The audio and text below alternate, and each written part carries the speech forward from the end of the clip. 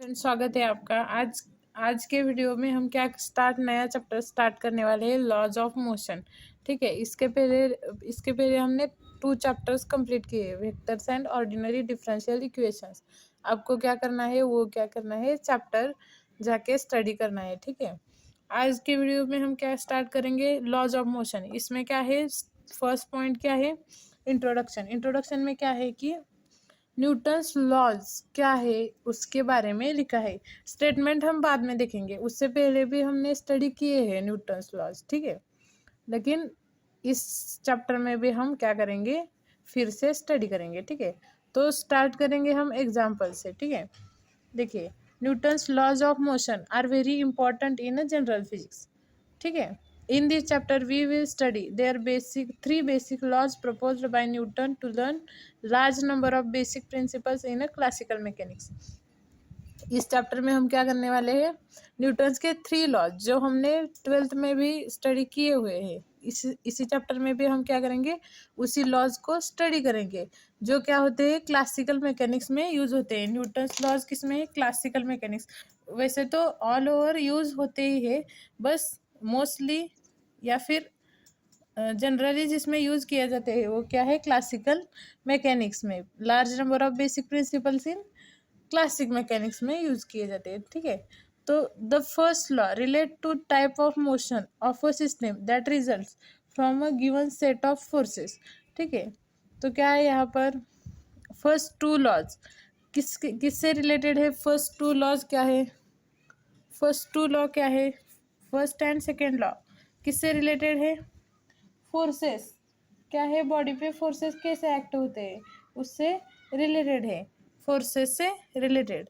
And first law, Newton first law से क्या पता चलता है हमें, Newton first law of motion gives the concept of inertia. Most important thing है यह, क्या है, इससे फर्स्ट लॉ से क्या पता चलता है हमें, इनर्शिया पता चलता है, बॉडी का इनर्शिया क्या होता है। वैसे भी फर्स्ट लॉ क्या होता है, body is at rest. Body, अगर कोई, यह बॉडी है, ये कोई भी बॉडी है, ये एट रेस्ट कब तक रहेगी, जब तक इसे कोई एक्सटर्नल फोर्स अप्लाई नहीं किया जाता। ये क्या है, न्यूटन फर्स्ट लॉ है। अगर हम इसे अप्लाई करते हैं फोर्स तो ये क्या हो जाएगी, आगे चली जाएगी, वरना क्या हो जाएगी, रिमेन स्टेट या फिर कांस्टेंट स्टेशनरी स्टेट में रह जाएगी। और उससे हमें क्या पता चलता है, इनर्शिया पता चलता है। ठीक है। अब क्या करते हैं हम, फ्रेम्स ऑफ रेफरेंसेस क्या होते हैं उसे देखते हैं। ठीक है। नेक्स्ट पॉइंट क्या है, frames of references. In physics we deal with different types of motions. ठीक है। अगर कोई पार्टिकल है, देखिए ये कोई पार्टिकल है, ये क्या है, पार्टिकल है, ये अभी क्या है, यहाँ पर रेस्ट में है। अगर मैंने कहा ये पार्टिकल ए से बी तक क्या हो गया, मूव हो गया यहाँ से यहाँ तक, तो देखिए यहाँ पर पार्टिकल के 2 पोजिशंस है, क्या है, रेस्ट एंड मोशन। हम क्या कह सकते हैं, पार्टिकल, कोई भी पार्टिकल क्या है, मोशन में है, उसे कब कह सकते हैं, a particle changing its position with respect to surroundings is said to be in a motion. ठीक है। ये पार्टिकल क्या है, सराउंडिंग के अकॉर्डिंग पोजीशन को चेंज कर रहा है, तभी क्या कह सकते हैं हम, पार्टिकल को मोशन में है, ऐसा कह सकते हैं। अगर कोई पार्टिकल यहाँ पर है, अगर कोई particle does not change its position with respect to the surroundings, तो हम उसे क्या कह सकते हैं, वो पार्टिकल क्या है, रेस्ट में है। ठीक है। तो रेस्ट, कोई अगर स्टोन है, वो हमारे हिसाब से क्या होता है, अगर होता है तो वो क्या है, रेस्ट में है। अगर कोई और किसी और रेफरेंस ऑफ फ्रेम से देख रहा है तो वो क्या होता है, मोशन में होता है। इसका और एक एग्जांपल है, उसे भी हम देखेंगे तो आपको समझ में आए क्या। अगर कोई पार्टिकल सराउंडिंग के हिसाब से अपनी पोजीशन को चेंज कर रहा है तो वो क्या होता है, मोशन में होता है। और अगर वो क्या अपने सराउंडिंग के हिसाब से पोजीशन को चेंज नहीं कर रहा है तो वो क्या होता है, रेस्ट में होता है। ठीक है। अब देखते हैं हम नेक्स्ट का इसमें कंसेप्ट। देखिए नेक्स्ट क्या है, कंसेप्ट क्या है, an object appearing to be in the rest position to a person in one frame of reference frame may not be appear to at rest for another person in other frame of reference। देखिए कोई अगर object है, वो क्या है, किसी first person को अगर स्टेशनरी लगता है in one frame of reference, ठीक है, ये फर्स्ट फ्रेम ऑफ रेफरेंस, लेकिन अगर अनदर कोई फ्रेम ऑफ रेफरेंस है उससे क्या हो सकता है, सेकेंड ऑब्जर्वर को वो ऑब्जेक्ट क्या हो सकता है, रेस्ट या फिर मोशन में लग सकता है। देखिए अगर एग्जांपल हम लेंगे, अगर एग्जांपल हम आईफेल टावर का लेंगे, ये देखिए ये क्या है, आईफेल टावर है फॉर एग्जाम्पल के लिए आप समझ सकते हैं। ये आईफेल टावर को अगर हम ऑन अर्थ है, अर्थ से जो पर्सन इसे देखेगा उसके लिए क्या होगा, ये क्या होगा, ये आईफेल टावर इन रेस्ट है, ठीक है, ऑन अर्थ, ठीक है, अर्थ पे क्या आईफेल टावर रेस्ट में लगेगा। लेकिन अगर कोई पर्सन मून से देख रहा है, मून से, तो उससे क्या लगेगा, आईफेल टावर क्या है, इन मोशन में है। इससे क्या पता चलता है ऑब्जेक्ट रेस्ट में है या मोशन में है, वो हमें किससे पता चलता है, फ्रेम ऑफ रेफरेंस से। इस पर्सन का ऑन अर्थ पर्सन का फ्रेम ऑफ रेफरेंस डिफरेंट है, और ऑन द मून के ऊपर जो, मून पर जो पर्सन है उसका फ्रेम ऑफ रेफरेंस क्या है, डिफरेंट है। उससे हमें क्या पता चलता है, definition of frame of reference, उसे मैं लिख के आपको बताती हूँ, ठीक है। क्या है frame of reference, the coordinate system used by an observer to describe the motion of particle is a frame of reference. तो यहाँ पर क्या है, वो पार्टिकल या फिर वो ऑब्जर्वर क्या कर सकता है, जो कोऑर्डिनेट सिस्टम को चूज करता है वो क्या होता है, फ्रेम ऑफ रेफरेंस। देखिए कोई एक्स वाई जेड, हम जैसे स्कूल डेज से जानते हैं, क्या जानते हैं, एक्स वाई जेड एक्सिस होते हैं, ये क्या हो सकता है, ये भी एक क्या है, फ्रेम ऑफ रेफरेंस है। उसका भी हम आगे जाके क्या करेंगे, देखेंगे कि कैसे फ्रेम ऑफ रेफरेंस चेंज होता है। लेकिन मोस्ट इम्पॉर्टेंट थिंग जो यहाँ पर जो है वो है कि Newton's laws of motion, laws of motion does not hold good in any frame of reference, does not hold good in any frame of reference, ठीक है। इससे हम ये जो है कि क्यों Newton's laws any frame of reference में वैलिड नहीं करते, उससे के लिए हम एक और एग्जांपल लेंगे, ठीक है। मोस्ट इम्पॉर्टेंट क्या है, आपको क्या है याद रखना है कि न्यूटन्स लॉज वैलिड नहीं है किसी भी फ्रेम ऑफ रेफरेंस में, ठीक है। यहाँ पर क्या है, एग्जाम्पल है, motion of a body is related to a frame of reference and also and observer. किसी भी बॉडी की मोशन क्या है, फ्रेम ऑफ रेफरेंस किस पे डिपेंड है, फर्स्ट फ्रेम ऑफ रेफरेंस से, रेफरेंस में, एंड सेकंड क्या है, एन ऑब्जर्वर पर भी क्या होती है, वो डिपेंड होती है, ठीक है। अब वो कैसे, इसे हम क्या करेंगे, इस एग्जाम्पल के थ्रू अंडरस्टैंड करेंगे, ठीक है। देखिए अगर कोई, ये लिफ्ट है, ये क्या है, लिफ्ट है, कंसिडर अ लिफ्ट, ये क्या है, लिफ्ट है।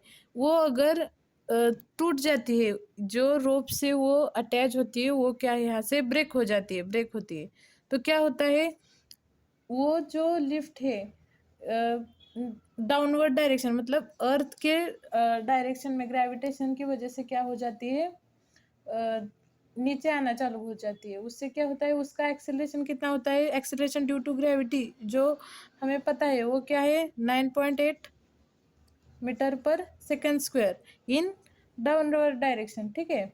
अब देखिए, अब हमें क्या कंसिडर करना है, उस लिफ्ट में क्या है, एक पेंडुलम है, और इस बॉब पे, ये क्या है, बॉब ऑफ पेंडुलम, उस पे क्या है, फोर्सेस एक्ट हो रहे हैं। हम कैसे कंसिडर इस पे कौन से फोर्सेस एक्ट हो रहे हैं, देखिए क्या है, इस पे कौन से फर्स्ट फोर्स क्या एक्ट हो रहा है, gravitational force due to earth, उसे हम क्या कंसिडर करेंगे, ग्रेविटेशनल फोर्स को क्या कंसिडर करेंगे, ग्रेविटेशनल फोर्स को हम क्या कंसिडर करेंगे, W। एंड सेकेंड जो है, सेकेंड फोर्स क्या है, टेंशन इन द स्ट्रिंग, इस स्ट्रिंग में जो W क्या है, ड्यू टू अर्थ ग्रेविटी से ग्रेविटेशनल फोर्स डब्ल्यू लग रहा है। एंड सेकेंड क्या है, इस बॉब के इस रॉड में जो टेंशन है उसे वो क्या होता है, टेंशन। टेंशन को हम क्या कंसिडर करेंगे, टी कंसिडर करेंगे, ठीक है। अगर कोई पर्सन एक्स है तो हम देखिए, अगर कोई पर्सन कोई है एक्स, इस क्या है, लिफ्ट में प्रेजेंट है, और इन दोनों से हम क्या समझ सकते हैं, ग्रेविटेशनल फोर्स एंड टेंशन से। ग्रेविटेशनल फोर्स नीचे की तरफ होता है और टेंशन क्या होता है, ऊपर की तरफ। तो टोटल फोर्स हम क्या कंसिडर करते हैं, जैसे हमने आज तक किया है। तो टोटल फोर्स कैसे करेंगे, डब्ल्यू माइनस टी, क्योंकि क्या है, टी अपवर्ड डायरेक्शन में है और डब्ल्यू क्या है, डाउनवर्ड डायरेक्शन में है। अगर कोई पर्सन एक्स लिफ्ट में है, acceleration of a pendulum from frame of reference, इस पर्सन के लिए फ्रेम ऑफ रेफरेंस क्या हो गया, लिफ्ट हो गया, ठीक है। तो इसके इसके ये क्या करेगा, न्यूटन्स लॉ को यूज करेगा। तो न्यूटन्स लॉज ऑफ मोशन क्या कंक्लूड कर सकता है, the resulting force for the pendulum is zero. अगर कोई पर्सन लिफ्ट में प्रेजेंट है तो उसे तो लगेगा ही ना कि बॉब पे अभी कोई भी फोर्स एक्ट नहीं हो रहा है, तो वो क्या कंसिडर करेगा, उस फोर्स को जीरो कंसिडर करेगा। हेंस ये फोर्स क्या हो गया, डब्ल्यू माइनस टी, ये दोनों भी फोर्स है, और इस एक्स पर्सन ने क्या कंसिडर कर लिया, जीरो कंसिडर कर लिया। तो क्या हो जाएगा यहाँ पर, देखिए ये फोर्स क्या हो गया, जीरो हमने कंसिडर किया। ये इस एक्स पर्सन ने क्या किया, डब्ल्यू माइनस टी को क्या किया, जीरो कंसिडर किया।